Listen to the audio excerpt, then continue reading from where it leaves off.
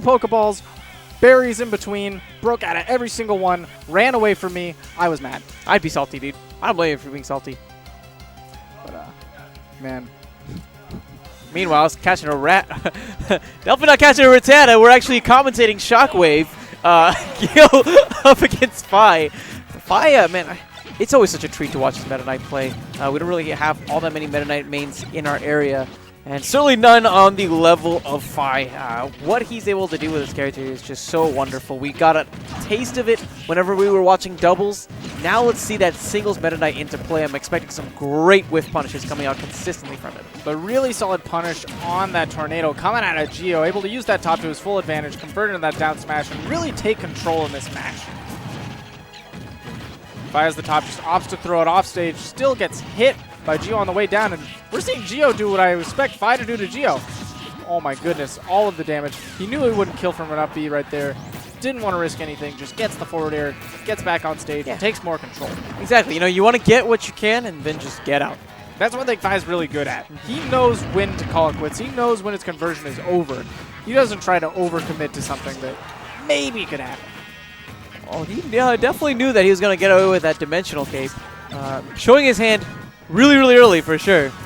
Yeah. I mean, he was down for quite a bit. Still is down in percent a little bit, but he evened it up really well. And one of the main reasons that he's able to do that, Meta Knight's combo game is pretty good. Still works really well against a big, beefy character like Rob, who has a large body. And his options to cover landings are really similar to that of Fox's. You don't want to land against Meta Knight. It's terrifying. He has the dash attack to cover so much space. He has the up tilt, which Fi has made such great use of in previous matches. I mean, he does not want to let you get back to the ground. And when you're Rob and you hear that your opponent has those tools at their disposal, you shiver in your boots. You are quaking. Just the patience from Fi here. He just ran all the way across the stage and just grabbed him. Even Fi's like, I should have got hit by that, man. Come on. That was... Wow, 34% punish off the gate? Wow. Wow, wow. Really, really solid stuff from Geo. Not letting Fi take control of this match. He's like, man, even in the air I got tricks. Do you see me Z-dropping? You can't come at me for free. Oh my god, that was... that was like probably he called his out of shield option with the up B. That was so unsafe too. He could have done so much damage if that didn't work out. But Fi knew. He just had that gut feeling. Neighbor, I don't think I've ever seen a Meta Knight main call out someone out of shield on the ground with a shuttle loop. That doesn't happen. Who does that? Fi does that, and he mashes that Tornado like no other to get so much damage, and now he's back in the lead. That down throw. So useful for that. And beyond that, now you see Gio just kind of stranded on the island that is this platform, but he's the one that walks away with the grab instead. If that was an up air, that might have been it. That close to the blast zone. Oh, Gio again on the rush down. And just seeing him run at his opponent is quite silly, but also quite terrifying. But, oh my goodness, barely not netting the kill. Rob really enjoying that thick body until he gets hit by another up air up B. Fi just closing it out. I saw Fi put in that little cheeky little taunt at the end. He was like, yeah, I did that. A little bit of a smirk. I did that. He's got that smirk on. Like, after that first stock loss, he's like, all right, I need to make a statement. I need to remind myself how to play this video game for a little bit. Yeah, tell me again how to play the video game. Do you know? From what I understand, you push buttons and things happen. Right. Push buttons. That's godlike advice. Push the right buttons at the right time. Don't push buttons at the right time. Good things happen. Just push buttons. Things boom, boom, blah.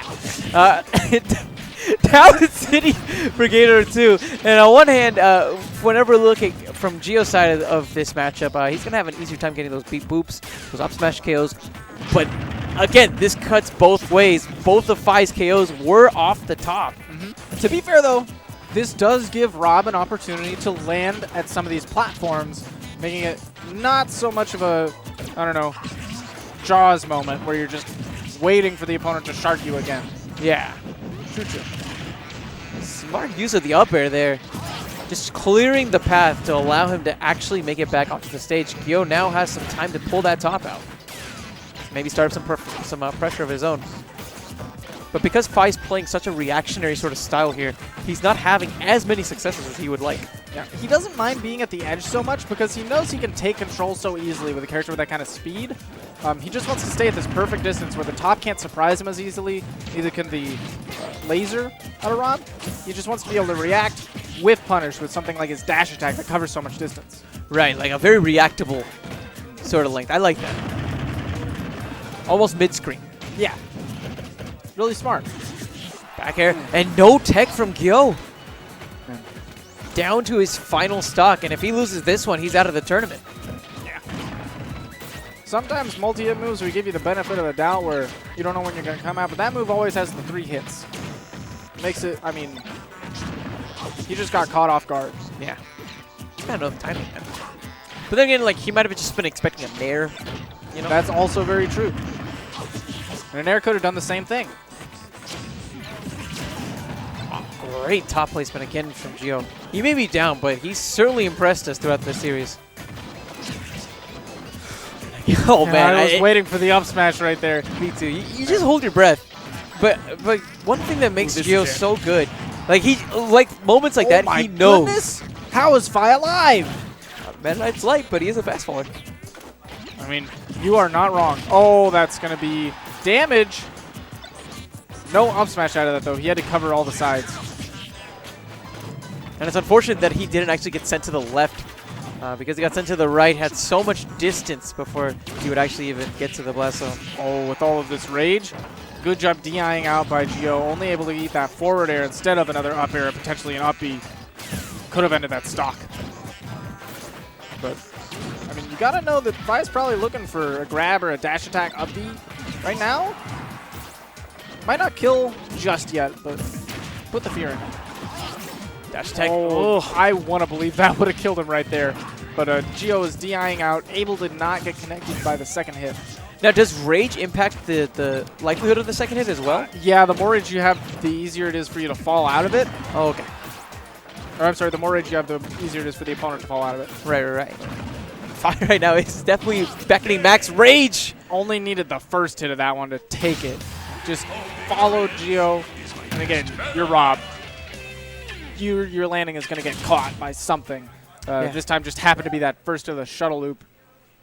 I mean, we were hoping that Gio was going to be able to actually use that stage in a way where it could help him ease his landings. And Fi said no. I'm still going to play this nice, patient, reactionary sort of style. I'm going to whiff punish you for every single mistake that you make.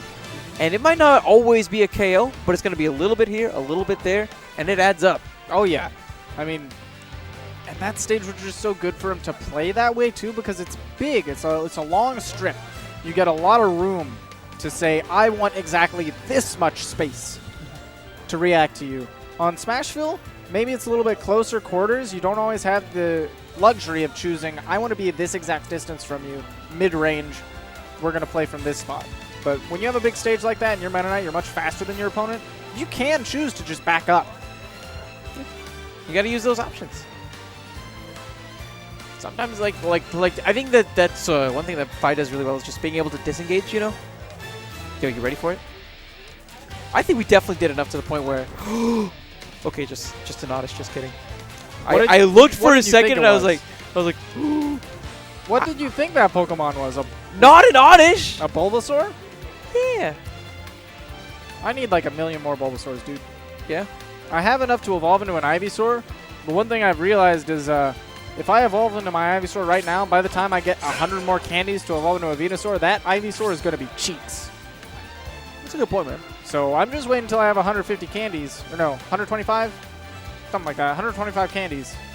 And then I'm going to have a beefy Venusaur. The beefiest. All-American. It's going to be thick. Thick. He might not be able to Mega Evolve, but it's still going to have thick fat. Dude, that Mega Venusaur, oh my god. It's so broken. It's so broken. It's actually just